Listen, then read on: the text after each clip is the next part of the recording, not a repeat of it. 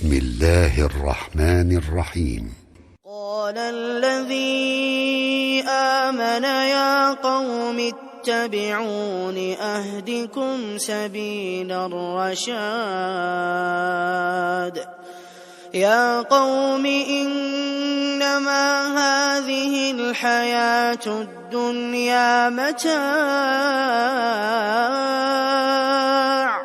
وإن الآخرة هي دار القرار. من عمل سيئة فلا يجزى إلا مثلها ومن عمل صالحا من ذكر أو أنثى وهو مؤمن فأولئك يدخلون الجنة يرزقون فيها بغير حساب. ويا قوم ما لي أدعوكم إلى النجاة وتدعونني إلى النار.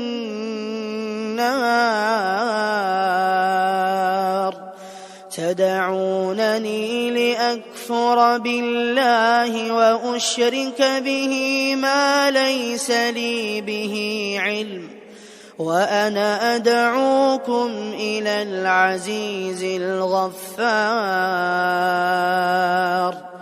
لا جرم أن ما تدعونني إليه ليس له دعوة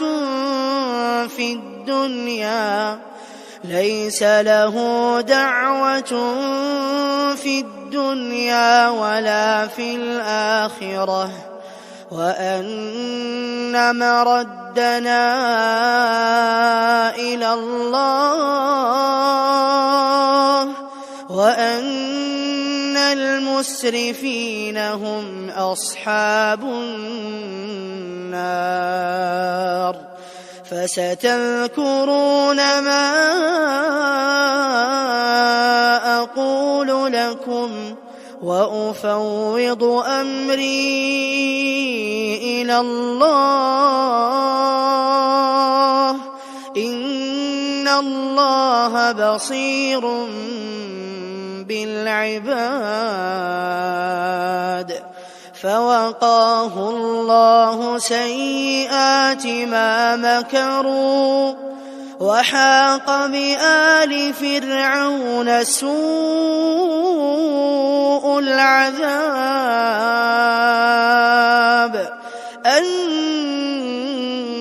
النار يعرضون عليها غدوا وعشيا ويوم تقوم الساعة أدخلوا آل فرعون أشد العذاب. وإذ يتحاجون في النار فيقول الضعفاء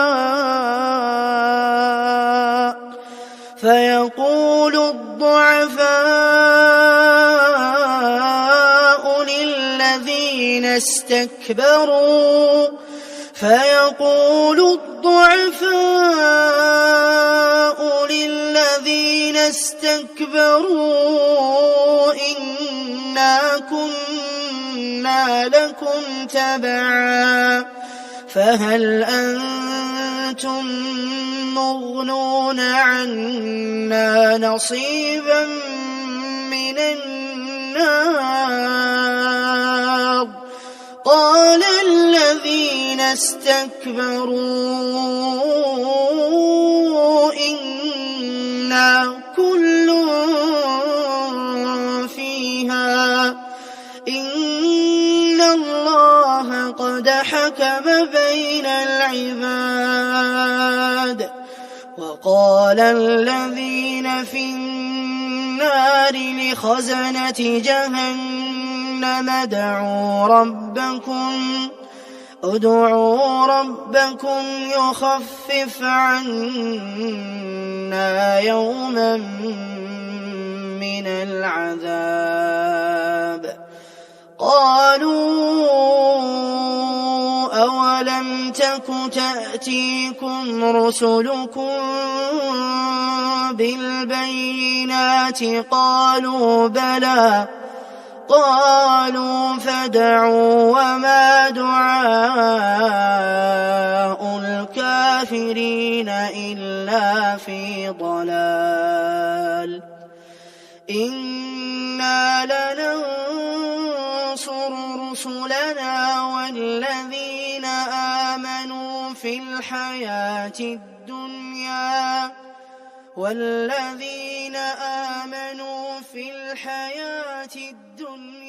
ويوم يقوم